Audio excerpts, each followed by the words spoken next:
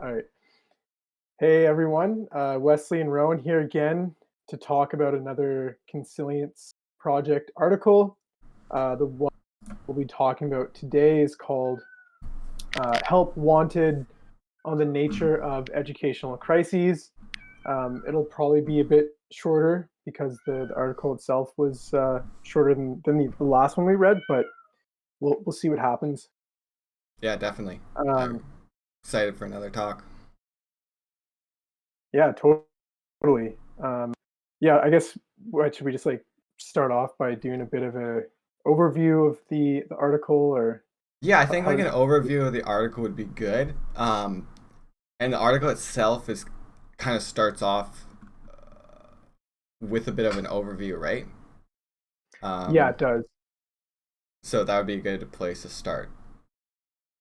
Yeah, so I guess okay, so what I took from the article is it's basically trying to outline what characterizes something as an educational crisis.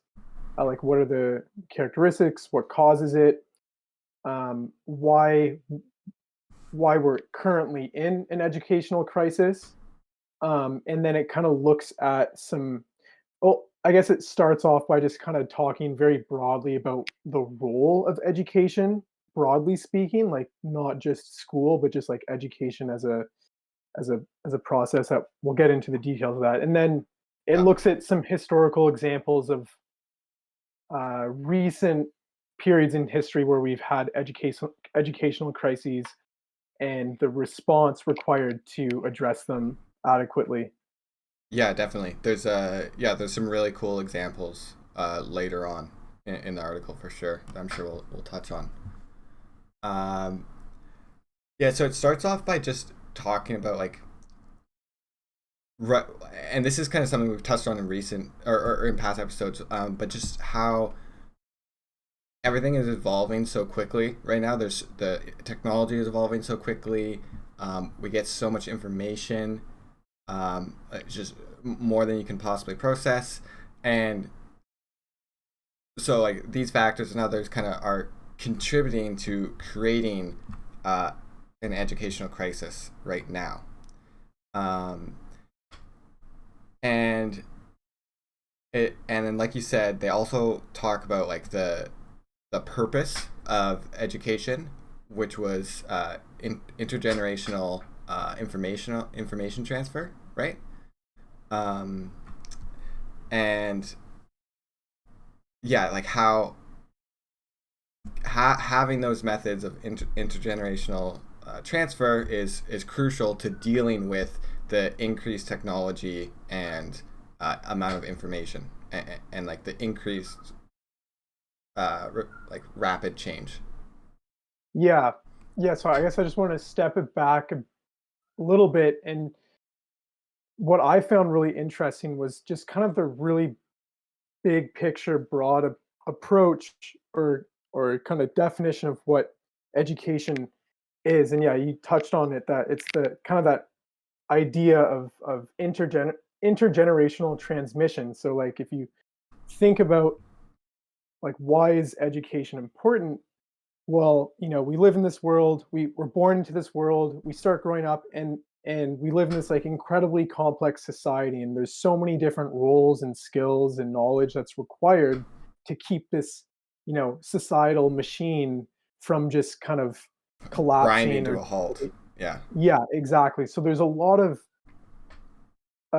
skills and ideas and values that need to be passed on to the younger generation so that when they grow up and they're adults and they're kind of running the show, they have sufficient amounts of skills to fill all those roles. And then uh, what I thought was really interesting was just kind of trying to break it down to these like very bare bone patterns that we can start to observe. And that was like the sort of pattern of tool creation and tool building. And so um, yeah, it was kind of like they were kind of saying that you could think of like in society, we build tools and we use those tools. And then part of education is to teach the younger generations how to use those tools.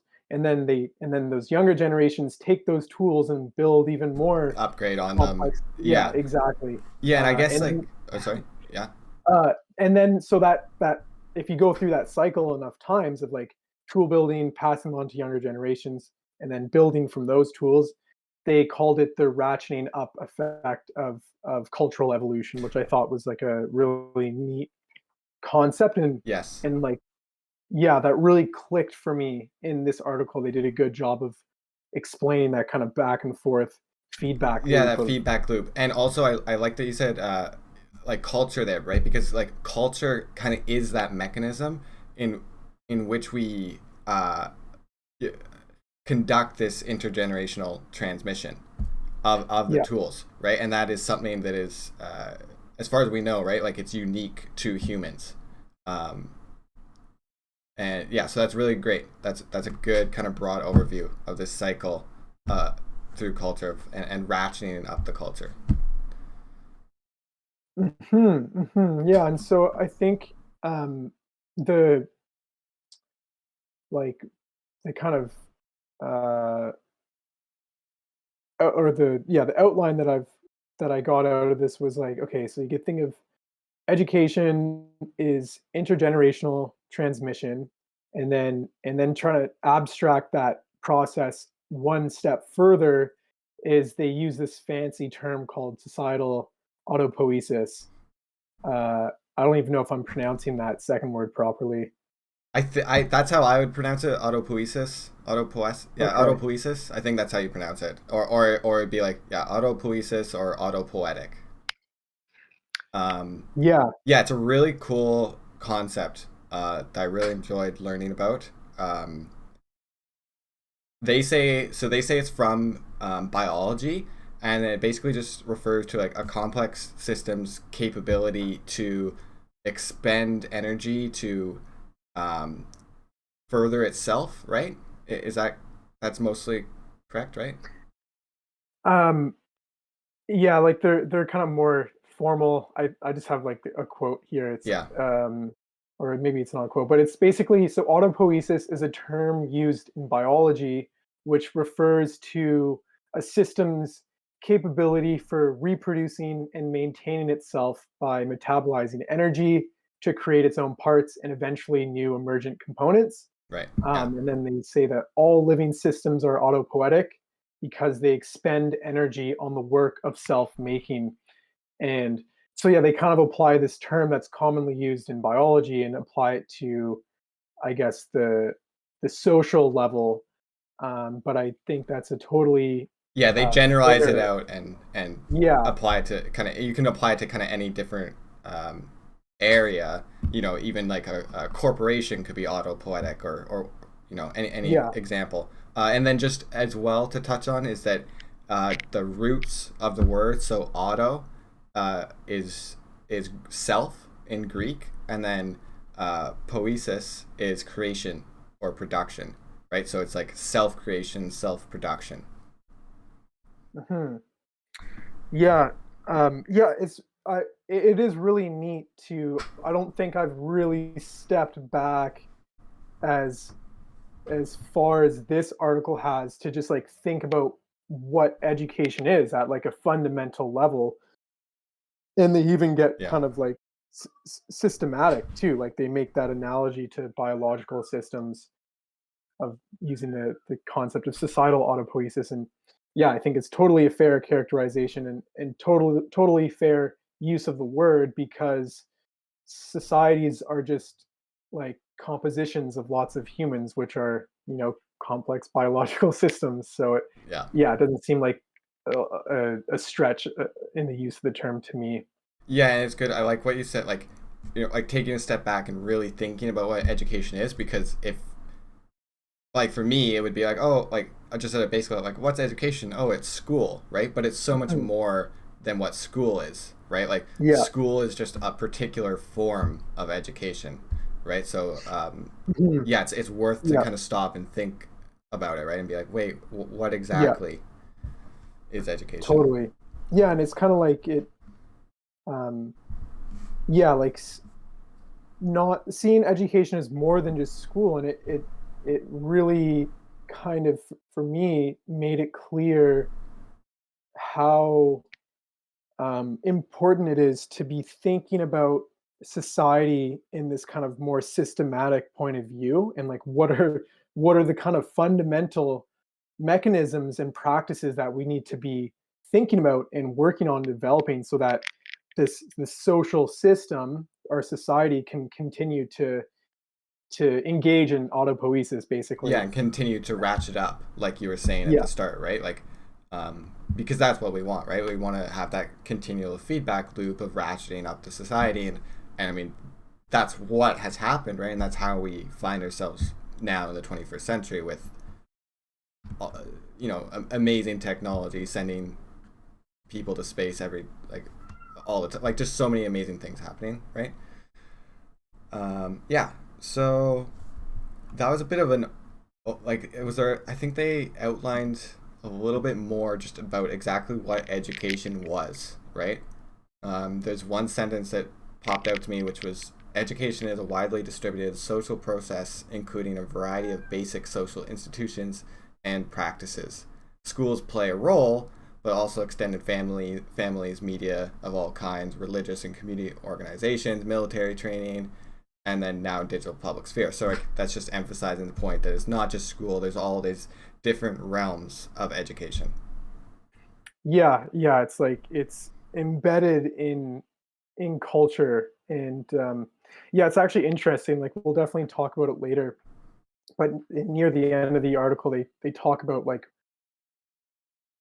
where school, like the just the idea of Mm-hmm. school Yeah, itself yeah. was an invention An to educational crisis. yeah, Yeah. exactly, to deal with an educational crisis.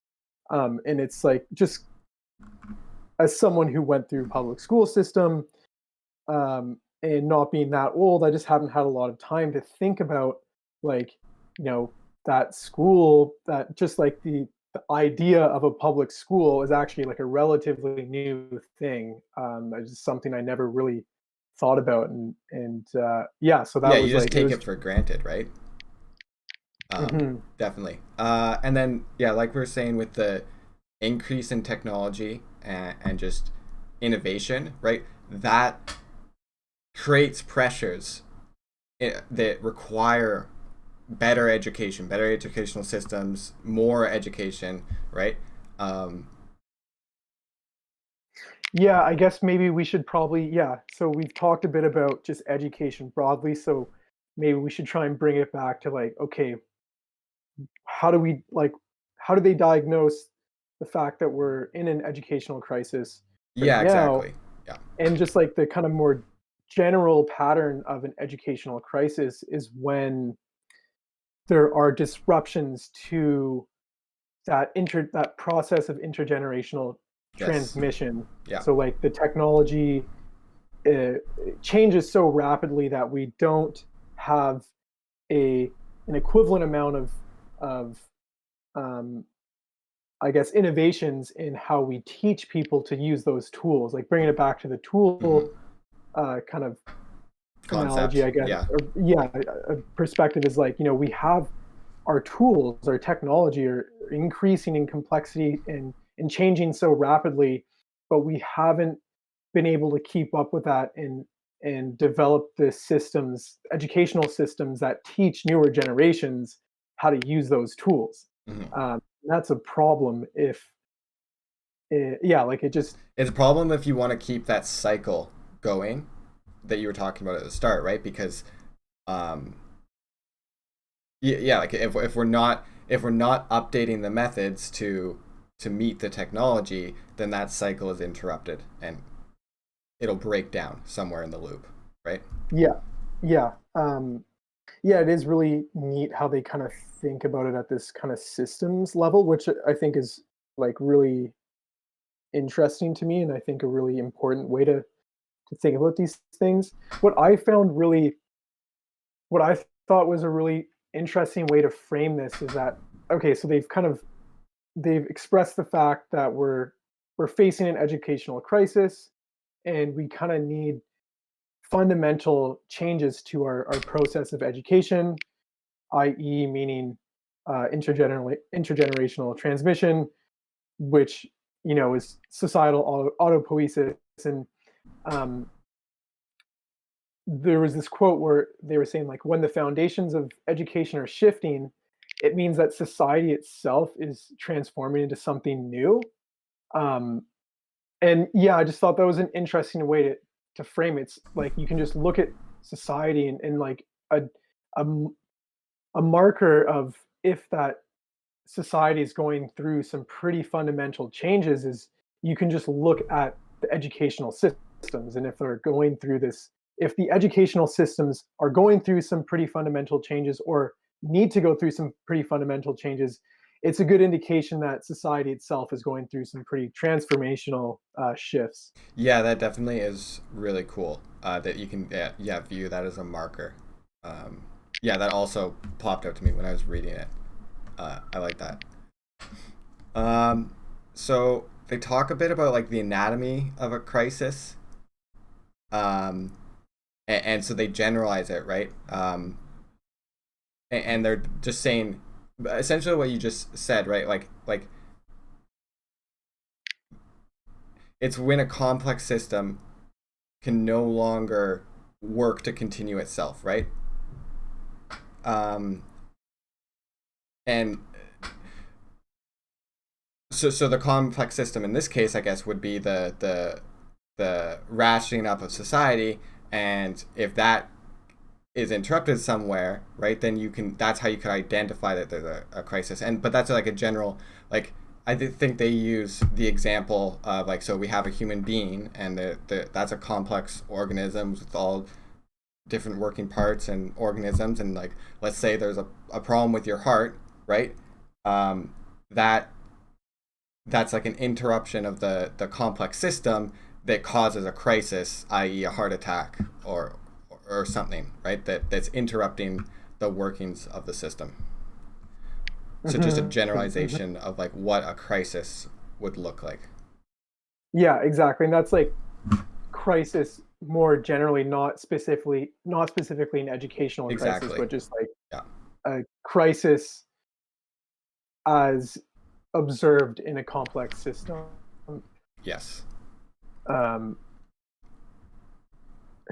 Okay. yeah. Yeah. Well, Oh, so you I have just cut some out there for a second. notes. Yeah. Oh, am I good now? Yes, you're good. Okay.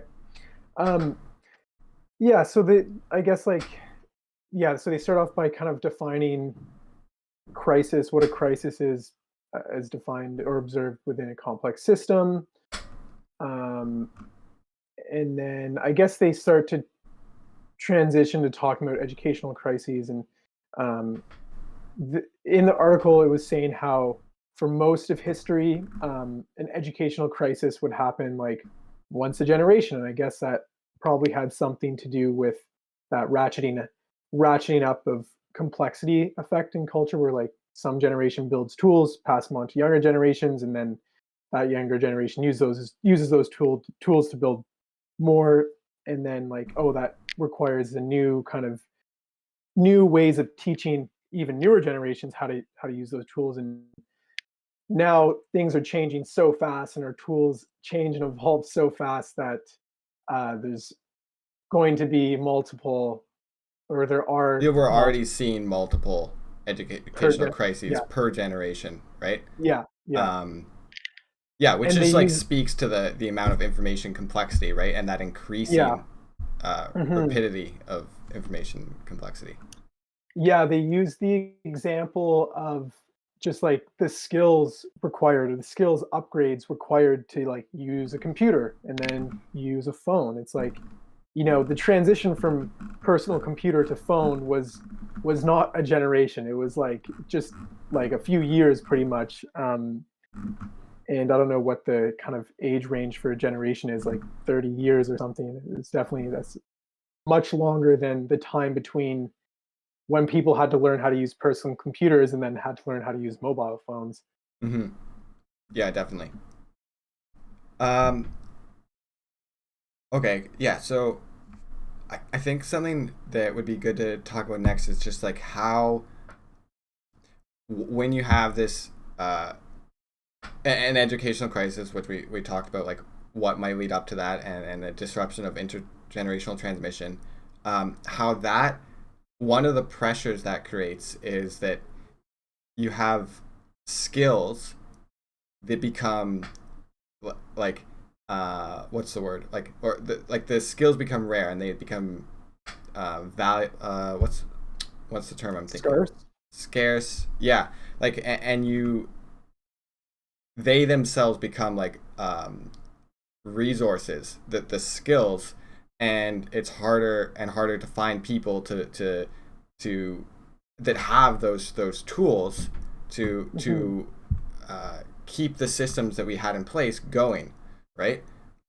They use an example, and we might be jumping a little bit forward in the article, but they use an example of COBOL, which is this programming language that I guess was developed mostly outside of academics and used a lot in companies, and I think like used for like payroll and just lots of different system management software, as I understand it. And now we're seeing like there's so few uh, like programmers, right? So like there's such a demand for people to keep these systems, these almost kind of legacy systems in place, but we don't have the educational systems and the educational tools to meet the demand that the systems are requiring. And it's actually really interesting because this is something I'm going to university, and it's something like COBOL actually came up today in one of my classes, where the computer science professor talked about like he talked about COBOL, and it was used for like some sort of payroll system, and he was talking like they were trying to upgrade it, right? And they were trying to say like, oh, let's just make this thing better, right? And it seemed like a simple task, and it was like, okay, we just need a couple people in 2 years or something, right? And that actual process in reality took like 30 people and like 5 years or something like that, right? So it's just like we have systems that run on tools that are built without educational protocols to teach people the new skills and tools required to keep those systems going, and then on top of that to recreate those systems using more modern day tools is a lot more like complicated a task than it would seem. Yeah, totally. So the section of the article we're talking about right now is the subheadings called skills can become Yeah, scarce resources and endangered species, right.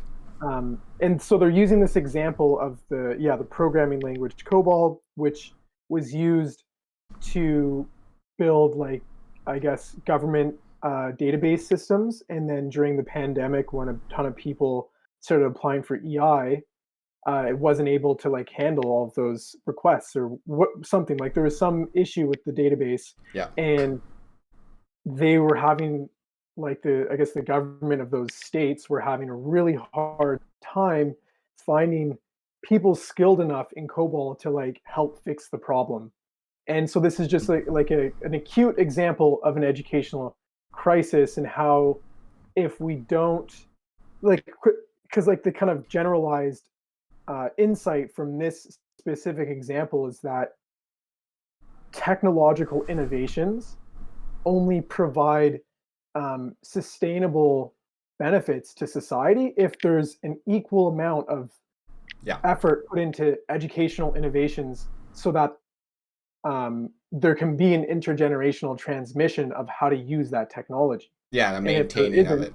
yeah, so like here, the example of COBOL, it was like it's really old. It was developed outside of the academic computer science departments, so there wasn't, I guess, it wasn't built within the culture of higher education, so that it was also being taught to students.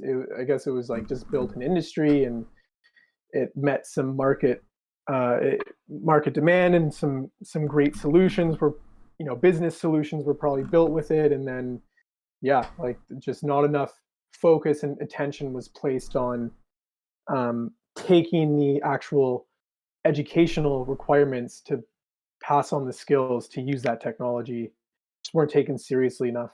And yeah, it can lead to some really consequential situations. Yeah, you can imagine how, like you said, like this is an acute example, but you can generalize it, and you can imagine how that could easily just have disastrous effects in a bunch of different areas, right?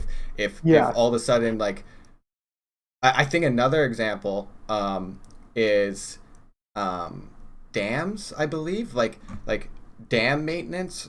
Um, it, just like there's so many complex systems that our society runs on nowadays, and if the information on maintaining those systems, if we don't have adequate protocols to for education on how to maintain those systems and keep them going and then even make them better, then those systems will fail, right? Like, just Yeah. because you won't have people to run it, right? That's just what would Yeah, happen. it's a crisis. Like Yeah. it's a complex system, and then some component of that system is no longer functional, and then it means that the system can no longer continue to maintain itself or to uh, keep itself going. Yeah. You Um, touched there quickly on like COVID and the pandemic, because they mentioned that as well, right? mhm. In kind Yeah, of they like an mentioned it in two exacerbating contexts. factor Yeah, to the educational crisis that we're experiencing yeah, right now. Yeah, because there's been many. um, yeah, exactly. So there was like this other section where they talk more specifically about schools and how just like the impact COVID has had on public schooling. Um, I think that's kind of what, like, they even looked at some numbers. Like, so they basically did a Yeah, comparison between 2019 and 2020 in the number of healthcare claims these for people statistics between, blew my mind actually when I was reading them. yeah.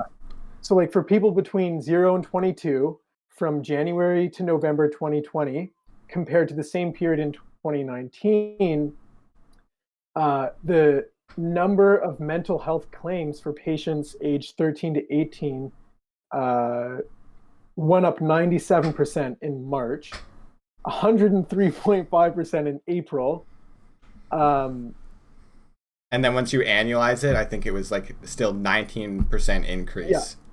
yeah. So mental health claims uh, remained at least 19% higher in 2020 for people between 0 and 22. Um, and so I guess the point of going into those details was to just show that, um, yeah, like other crises like a pandemic can really affect our educational systems, and that just that whole process of intergenerational transmission.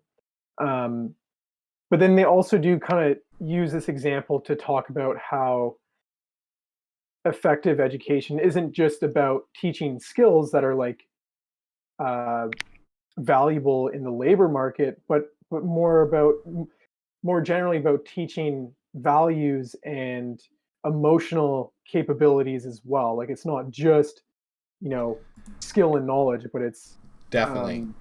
um, empathy, compassion, uh, ethical values, and things of that nature that might not be like marketable in the job market. Yeah, which is not what like a lot of our educational systems. I mean, that's just like like university, right? It's not really. It's functioning to create, marketable assets essentially, right? Um, there's a great quote. I think it's from either Jamie Wheel or Jordan Hall, and it's basically like, I have it. So like, it was basically saying that like we need education that is not teaching info but facilitating epiphany. And so Mm, it's just like a different approach to education rather than just like learn this information so you get this skill so you can complete this task. It's like learn information and undergo education so that you can have epiphanies and develop yourself as an individual, right? Is Mhm, how I would understand it. mhm. Yeah, and I think this is all in the context of open societies. I Hmm. think there can be other forms of societies where maybe education isn't as important, or the development of emotional capabilities and um, maybe more like philosophical orientations and stuff like that Yes. aren't as important. But in the context of an open society, which is what we currently live in, and I think many of us probably are very grateful, whether we recognize it or not, to live in an open society. And so I think, yeah, I guess that's like the It's one disclaimer qualifier. that, Yeah, it's operating on that assumption that it's like yeah. we live in an open society and we want to continue doing that. And if we want to Hmm. continue doing that, we need um, to continue this ratcheting up process, continue the development through like a holistic educational system Hmm. that hits on all the different aspects and not just marketable skills, right? Yeah. Hmm. Yeah, like it, yeah, it's not just about having a workforce that will contribute to like GDP development, but it's like having citizens that are educated and engaged and like mature and well developed so that they can participate in this crazy thing called self-governance, uh, right? So that we can keep open societies going. And I think that's like, I think at the end of the day, that's kind of like the fundamentally most important thing. Um, at least that's Yeah. what I think the assumption is in this article, is like we want, like, the fundamental assumption is that open societies are something we want to continue to maintain. Yeah, and I'd say not just this article, but just the Consilience project as a whole, right? Like Yeah. that they are trying to facilitate the continuation of open societies and even um, how can we maybe make them better, right? Or right? Yeah. Hmm. Hmm. Yeah, and I don't know if this is a good time to jump to the, this part of the article, but when they talk about how um, it's so there's always going to be these hard questions to ask, where as society changes and culture changes and the tools we have change, then the nature of the requisite skills and capacities to wield those tools and to maintain open societies, new required skills will be developed. Some skills will become obsolete, but what's really hard, or what needs to be considered very thoughtfully, is when is it okay to leave behind certain skills, um and like making that decision, like, okay, these skills are kind of no longer required, like maybe like writing in cursive, like that's just, I guess, something that our educational systems have decided is not necessary to maintain. Not my uh educational system, but yes, I agree. I agree. uh yeah, and then the Or making fire, right? Like yeah, with making fire you with know, with like rubbing two sticks together. It's just not. yeah, We have heat most for the most part.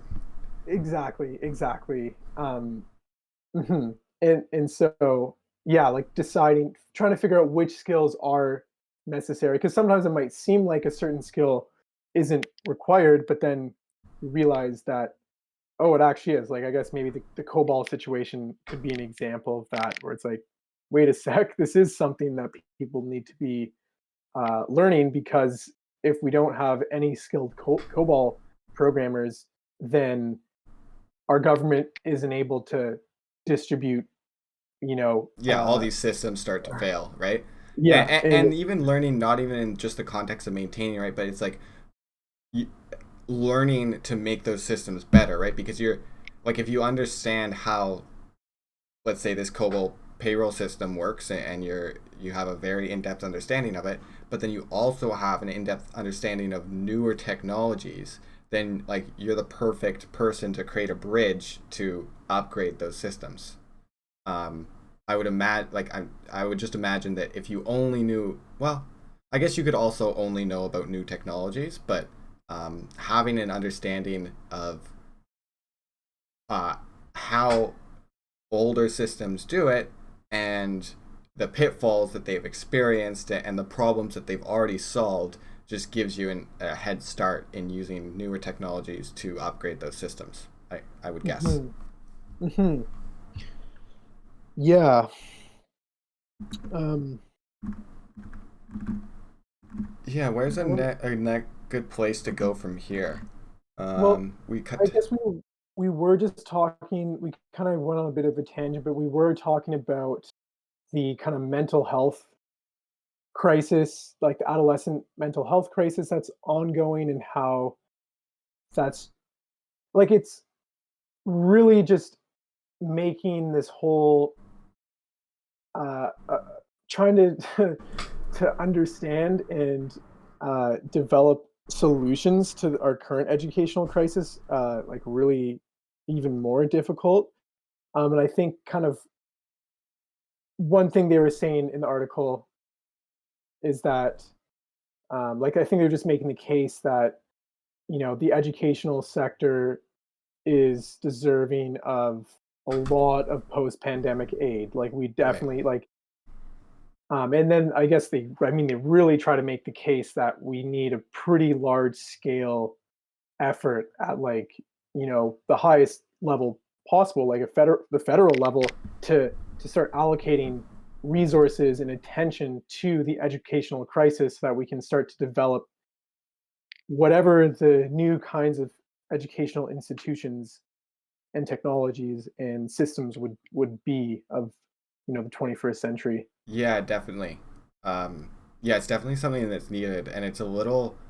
Um, so I've been going to university, just like started just before the pandemic, and then attended online school, and now I'm back to some in-person classes, kind of blended, and I suppose there has been some innovations, and there's now much more online content, but fundamentally the system hasn't changed. We're still, like, I guess COVID, and they talk about this in the article. It made so many. It made teachers all around the world adapt to new ways of teaching, right? But and that seemed like an opportunity to really kind of examine systems and maybe be like, how could we make them better? But it seems like instead of that, it's just like a how can we get back to what it was before. Um, at least that's Mhm. what I've seen in my personal experience. Yeah, I think this article would especially resonate with students that have been students throughout the pandemic, um, because I think it, and I can't really speak because I was only a student for a couple months, whereas you've been a student the entire time. But like, it just makes it clear that our educational institutions, which do not make up the entirety of societal the societal role of education and bringing it back to like societal autopoesis, but just educational institutions themselves, which make up a significant portion of it at the very least, are just not adequate. Like, they don't adequately pass on the necessary skills, and um, I guess are not adapted to being able to take on that responsibility in a, an unpredictable world where pandemics could happen. It could just completely blindside us. Yeah. Um, so yeah, like, uh, um, yeah. I mean, I guess I don't know if we want to start talking about it now, but we'll definitely be talking about why we need large scale efforts to sort of reinventing or innovating new systems of education and some of the like there's some hints because we know what the demands are, we know what kind of skills and cognitive and emotional capabilities that are in demand, so it's like what kind of systems can meet that demand and supply that um, which yeah, I've got some ideas. It's not the entire picture, but definitely have some tools and systems that would probably be orienting us in the right direction. Yeah, definitely. And I'm sure we can talk more about that. But yeah, I can even just lend to what you're saying to the validity of it because, like, certain systems that you personally use in your learning and education that you've transferred and shown to me have definitely been helpful for me. Um, so, yeah, I'm sure we can talk more about that and maybe have some ideas that could help, right? Mhm. Was there Yeah, I think any? it would be. Oh, sorry. I was just gonna say, I think it'd be fun, like fun, maybe way to end the conversation is just yeah, like Yeah, I getting guess a little it's bit not a bad idea actually to story. just like say some ideas, right? Because I think Yeah. we've touched on really most of the main parts of the article, um,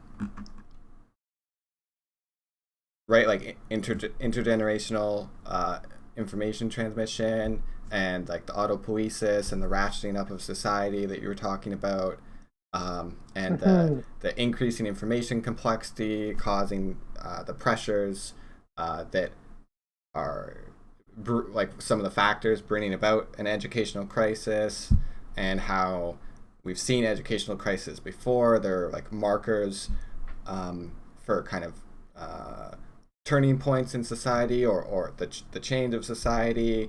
Um, yeah, we talked about like Mhm. what exactly a crisis was, right? And I Yeah, think, yeah, I think the last section of the article, which I think maybe we could just talk about quickly, and then we could move on to just yeah, like what could educational systems of the future look like.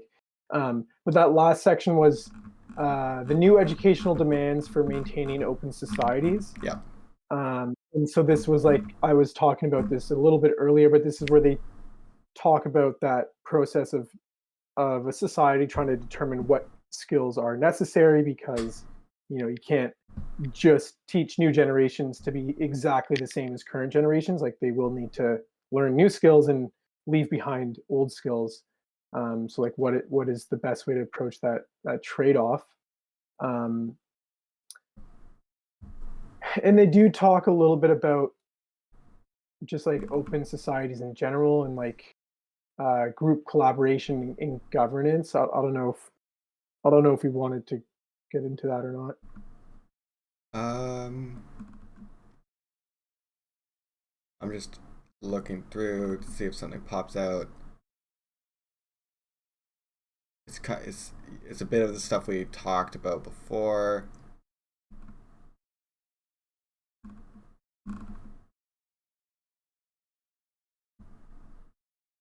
I guess we could just reiterate what they say in the very last paragraph, um, and even just read it out.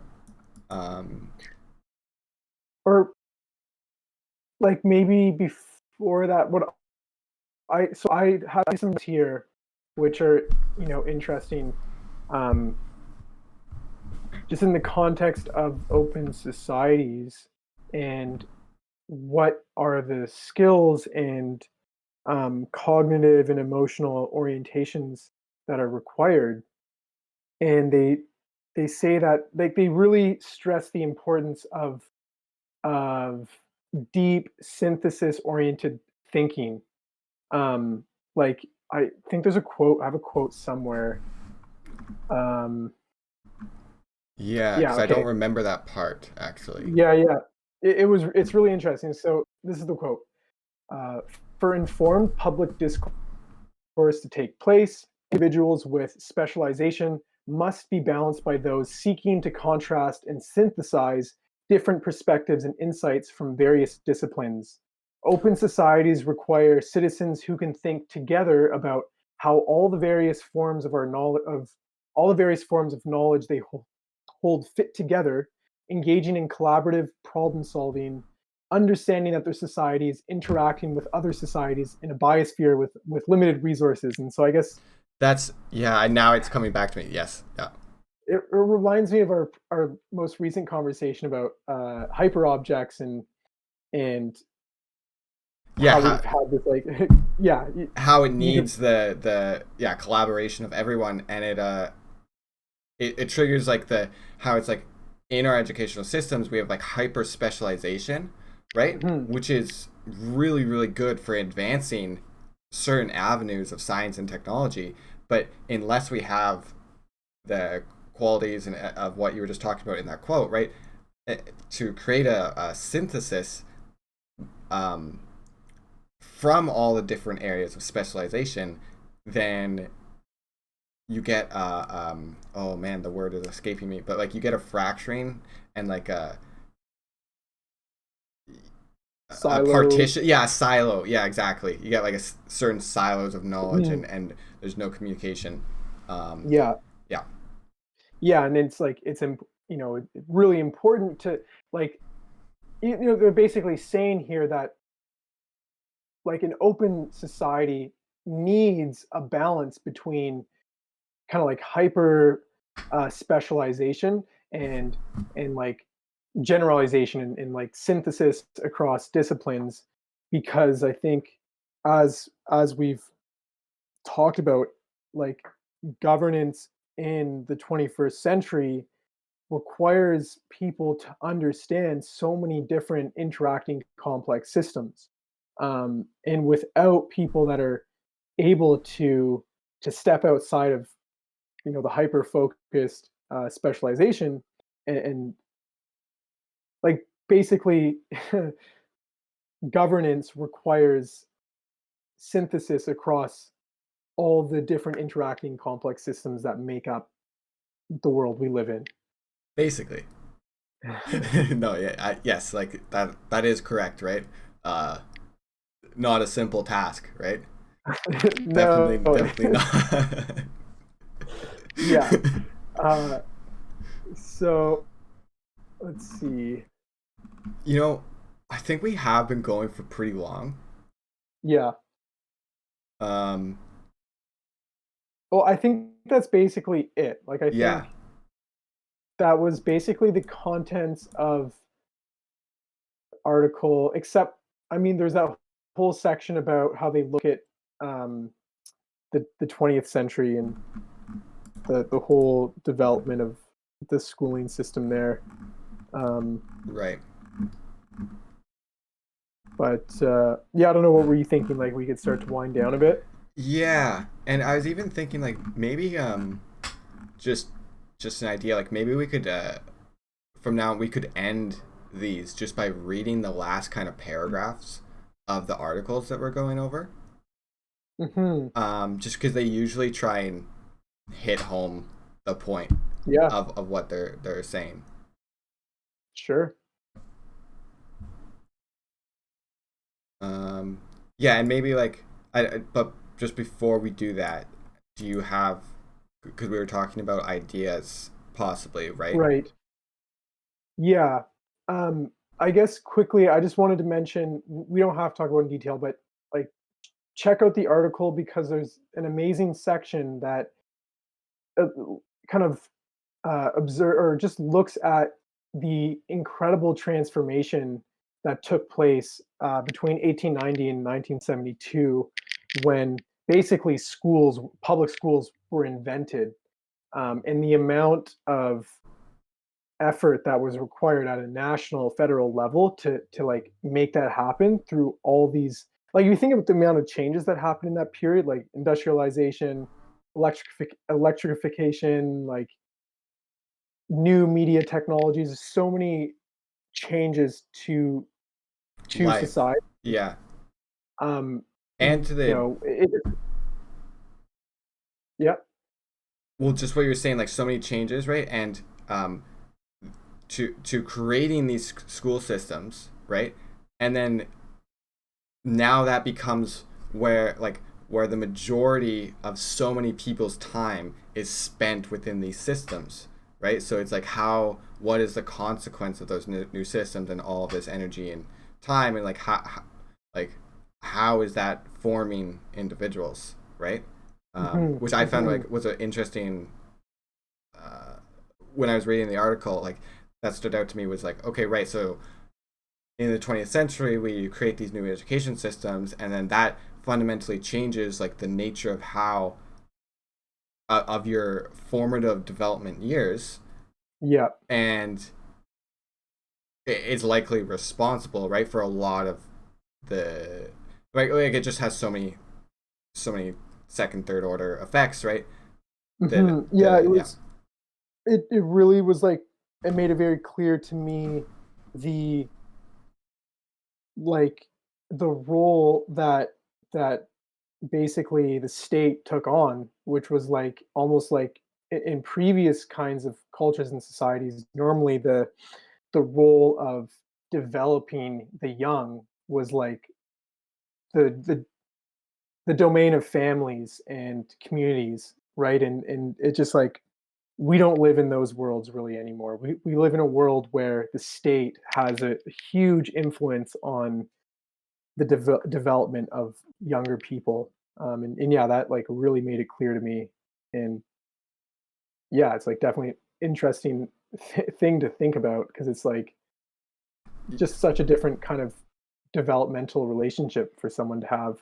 yeah, and it's like a completely different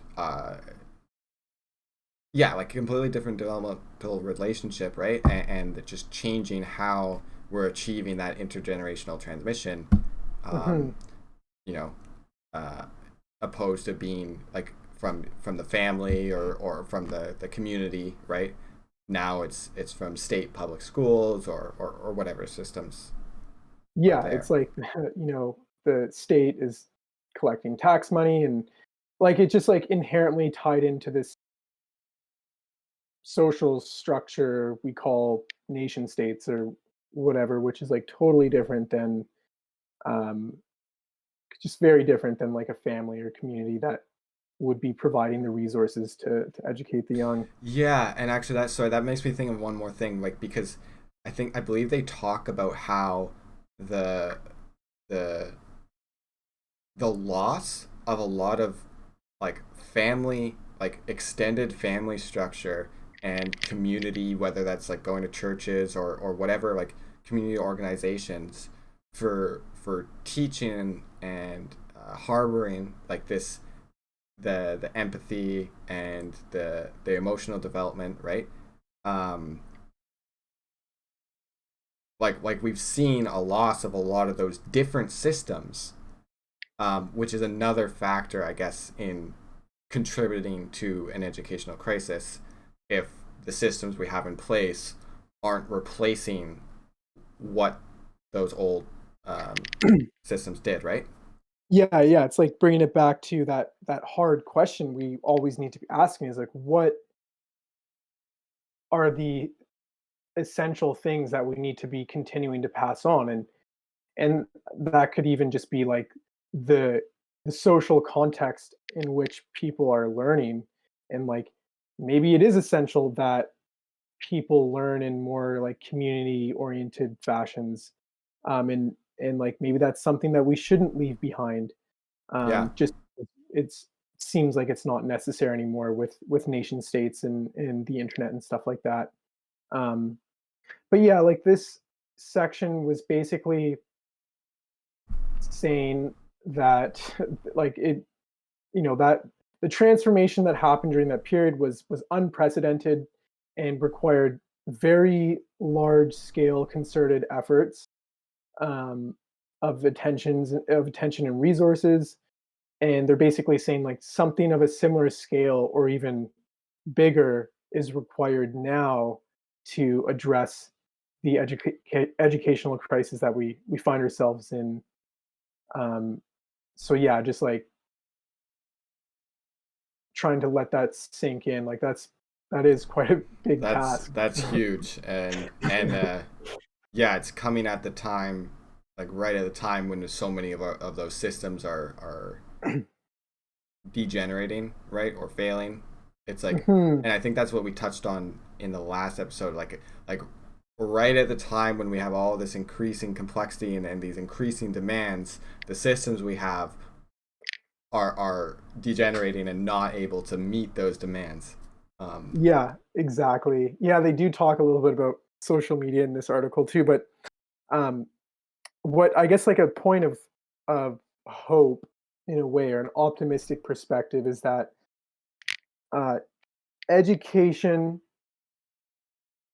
should be a pretty transpartisan thing because we're talking about like future generations and people's kids. Like everyone wants their kids to do well, and so it's just like, yeah, it was interesting how they kind of like pointed that out, like, hey, like education There's is something yeah, that can bring us together yeah. across political differences because uh yeah, Everyone like everyone benefits from everyone yeah, benefits from education, even yeah. if you don't like the person who's getting educated for whatever reason, right? Like, Hmm. yeah. Yeah, do you want to read the last section then, or Yeah, definitely. I think I'll just read the very last paragraph here. sure. Um and then we can close it out. Um okay. So it just says, if we are to meet our current educational crisis, we must mobilize the total resources and attention of the people in our society. Educational crises are everyone's business. They cannot be met by imagining that some new version of an old institution will work. They require major social innovations because they impact the future of our children. Educational crises have the power to mobilize good faith in the face of disagreement. Here is a place to begin collaboration across differences in the design of future open societies. Perfect. Yeah, no, that's yeah, it's a really great place to end it. I feel like Yeah, because it's out not all of bad, right? yeah, Yeah. like of the articles we've read so far, that's like the most optimistic, like the most optimistic tone that I've gotten. So that was nice. Yes. Yeah, it can um, get a little dark sometimes when it's always just like, look how crazy everything is and how bad it all is, and yeah. So it's always yeah, good to say, yeah, like, we can live up to, like, there is optimism, mhm. there is possibility to make things better, and we can rise to that challenge. Yeah. And on that note of like finding an optimistic point of view, like one even so when I read something like the Consilience papers and it's like, holy crap, like there's some pretty crazy problems out there that are really tough to think about, and like designing solutions to them is not going to be straightforward. Um, but it's just the fact that people are trying to investigate this and just try to, as honestly as possible, articulate the problems. That in itself is effectively working towards a solution. And there's like the quote uh, in like the Daniel Schmachtenberger podcast with Tristan Harris. It's like, a problem well stated is half solved. So it's like, at least just the way I think about it, it's like, okay, we need to understand these problems. Like we need to dig deep and just like be as truthful and honest about how deeply complex and how uh, like how far we've already gone in the wrong direction, because we just need to actually understand properly the problems that we face so that we can Yeah, actually implement solutions. that's a And really that's important point. yeah, yeah. um it's one thing to like feel good about the direction of humanity and not do anything about it, and then to like maybe understand some of the problems, and so that we can yeah Yeah. effectively work towards solutions. But yeah, I don't know, maybe we could just chat a few minutes about like some ideas that we might have. um like I know I basically there's basically just two things that I wanted to bring up. Sure, let's do it. Okay, so in one part of the article, they say that um, one of the educational demands is in response to the increasing amount of information that we're consuming on a daily basis. Um, and that's a hard one. I don't think that personally, I don't think my experience in university or high school equipped me to deal with increasing amounts of information that becomes available. And so for me personally, what has been incredibly uh, incredibly transformational in my ability to sort of just like consume and navigate just this vast amount of digital information is like personal knowledge management, um, which is like a broad field.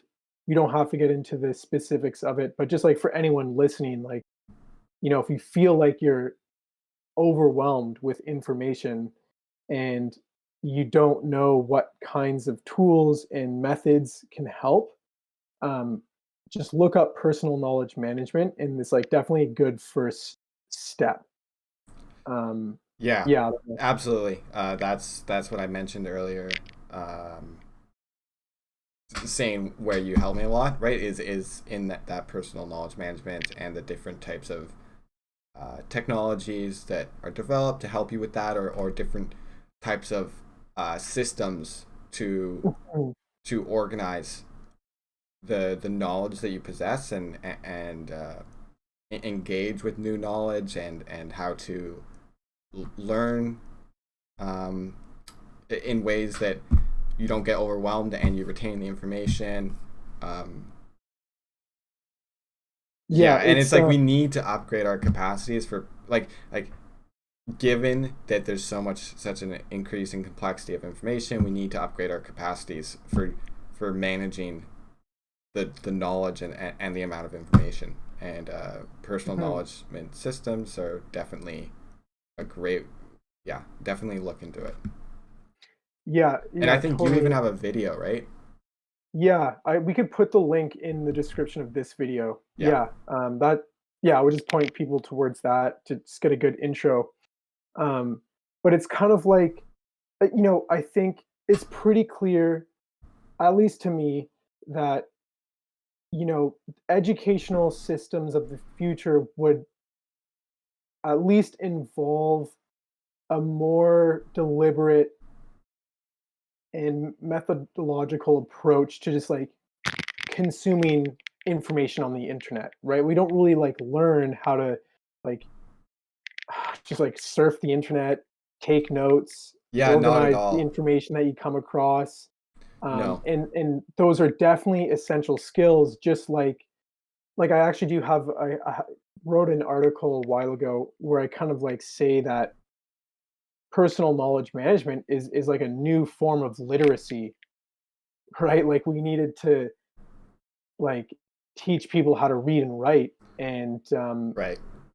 in a world where books were becoming more and more commonplace, and the technologies to print and distribute books were becoming more common. So and yeah, I think some kind of similar transition and approach to what do we even mean by literacy. Like I what like is that. digital Yeah, content literacy? Yeah. that's a cool point. um And yeah, it's definitely correct. Like even just like when you are researching something, yeah, like people like it's really hard to research something, right? Or to go and find, like, let's say you want to go find new information, like, so you might just be like, why is this true, right? And it's going to tell you why it's true. But then you can go and mhm, say, why is this false? And it's going to tell mhm, you why it's false, right? So it's like understanding that, right? And mhm. recognizing the biases I suppose you can fall into, um, and dealing with, and even when you're not searching for things, right? Like Yeah. when information is just coming at you. Um, And another thing too that um, I thought was is interesting to think about, is just this notion of generations, right? Because they talk about how education in this article is intergenerational transmission, and I'm wondering if that just the idea of generations is causing more harm than benefit, because it kind of assumes that, like, okay, there's older people and they teach younger people, and it kind of makes this discrete these discrete states, when in reality it's a continuous thing, right? There's like That's interesting. Yeah, age huh? distribution is, and so it's like, is it really like, does it help to think about elders teaching younger people? And I was just thinking, educational systems of the future, I think there would be less of a distinction between, you know, you're clearly a student from like 3 until 20 something, and then teachers are people that are like 25 and up. I think there would be more of an overlap where you're always teaching and you're always learning, starting from like 5 or something. Like, and Yeah.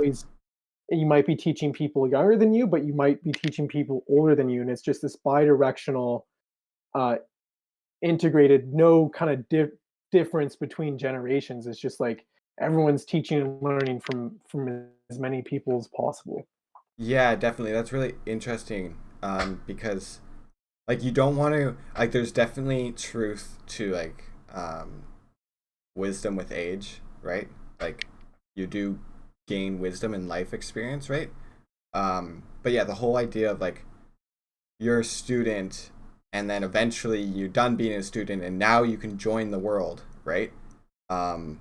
And like fully actualize yourself as an adult and an individual. It's like that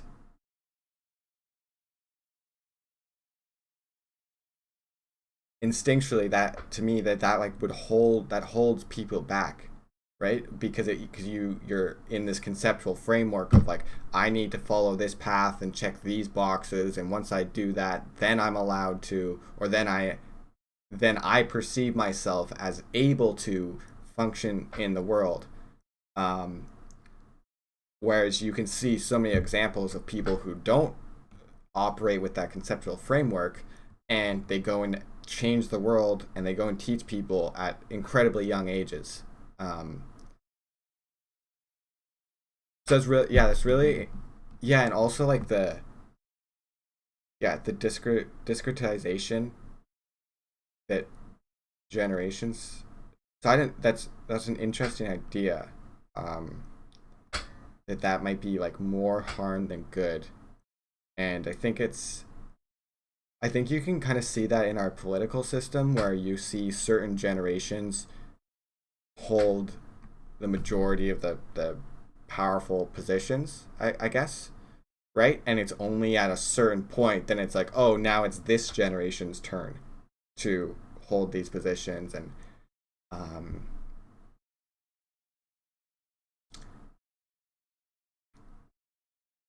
why is it like that? Like, is there an actual Mhm, basis for why it's like that, in terms of like this is the best way to do it?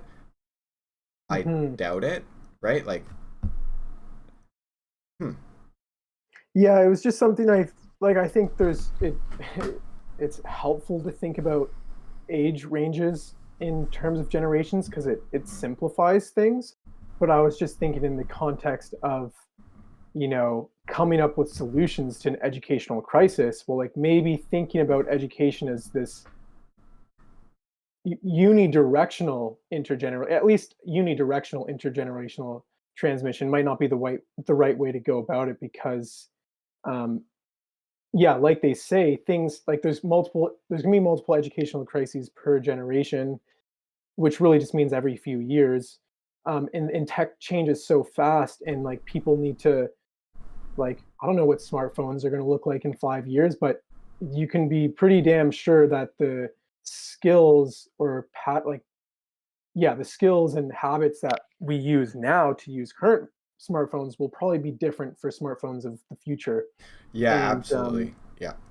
And so just having that, like, yeah, I don't know, it's something I'd like to think about some more, but just, like thinking about how the younger you are, maybe the more elastic your brain is. And so having like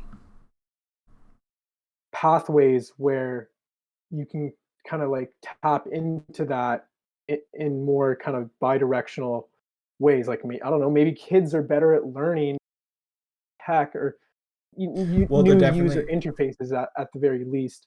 well, they touched on this in the article, right? But they say like, Gen Z or whatever millennials,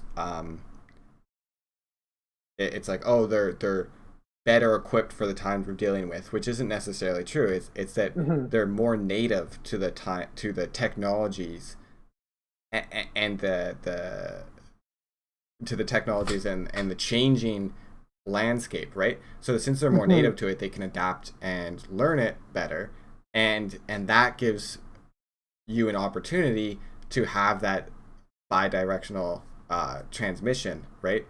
Um, for some information and not for other types of information. And I think as we see more and more, like as the ratcheting of society increases in its kind of like revolutions, and that happens quicker and quicker and quicker, right? Just because of so many exponential trends of technology that we're on. So it's like the the improvement in the last 20 years compared to the improvement in the 20 years before that is ridiculous, right?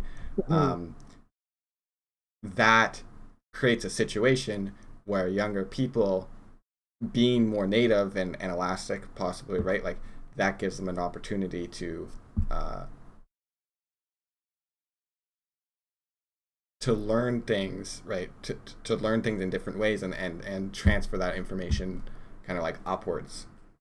Yeah, well, it's just making me think like, my experience in university and probably similar with yours is you go to lecture and you have this older professor teaching you something and like half the class probably more like just so many of the students in that class probably feel like the teaching methods that that prof is using are outdated. And so if there was like a better way to kind of like for the prof, for the teacher to learn from their students, like, hey, you students that are like way more comfortable and familiar with digital technologies, like, what can I do to better tailor my knowledge and teach it to you, kind of thing. Like that. I mean, that could just be one simpler uh, instance of this kind of more bidirectional transmission.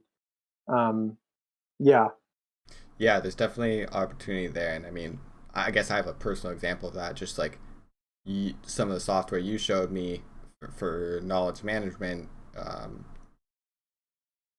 and showing that to a professor who was like, "Oh, I've never seen something like this. That's so cool," right? Hmm. So there's absolutely opportunity there to update methods, I suppose, right? Or yeah. Hmm. Hmm. Yeah, anyway, it's fun to think about. I do think that, yeah, I think that, I can't see the complete picture, but I'm pretty sure that personal knowledge management will play a really important part. And same with like more bidirectional teaching happening and learning. Just like everyone's continuously learning, right? The people that are teaching are continuously learning. Yeah, Um, or they should be.